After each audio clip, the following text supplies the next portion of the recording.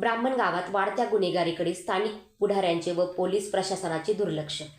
कोपरगाव तालुक्यातील ब्राह्मणगाव येथे चोऱ्या, हाणामाऱ्या व अवैध धंदे यात भरपूर प्रमाणात वाढ होताना दिसत आहे.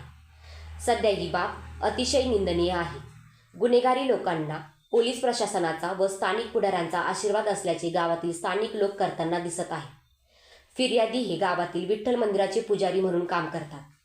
गावात याच विठ्ठल मंदिराचे बांधकाम चालू आहे.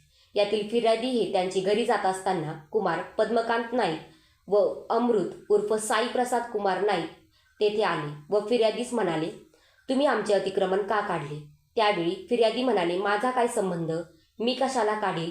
असे बोलल्याचा राग येऊन व संशय घेऊन यांनी हातात काठी व कुऱ्हाड घेऊन तुमचा जीवच घेतो असा दम देऊन बापलेकांनी वार करणार. त्याचवेळी तेथे उभे असलेले पांडुरंग डफाळ फिर्यादीला बाजूला करून भांडणे सोडवण्यासाठी प्रयत्न करत असताना त्यांना पण वाईट शिवीगाळ केली. जर फिर्यादीला बाजूला केली नसते तर त्यांच्यावर जीवघेणा हल्ला करण्यात आला असता.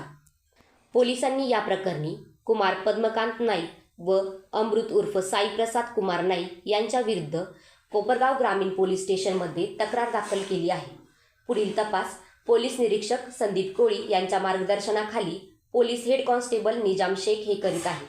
अशा गुन्हेगारी लोकांना ब्राह्मण गावातील पुढारी व पोलीस प्रशासन का पाठीशी घालत आहे याचा प्रश्न आता ब्राह्मण गावातील जनतेला पडलेला आहे.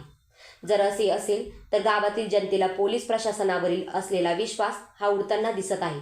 नेमकी गावातील जनतेने कोणाकडे न्याय मागावा असाही प्रश्न निर्माण झालेला आहे. संघर्ष न्यूजसाठी प्रतिनिधी सोमनाथ डफाळ, कोपरगाव.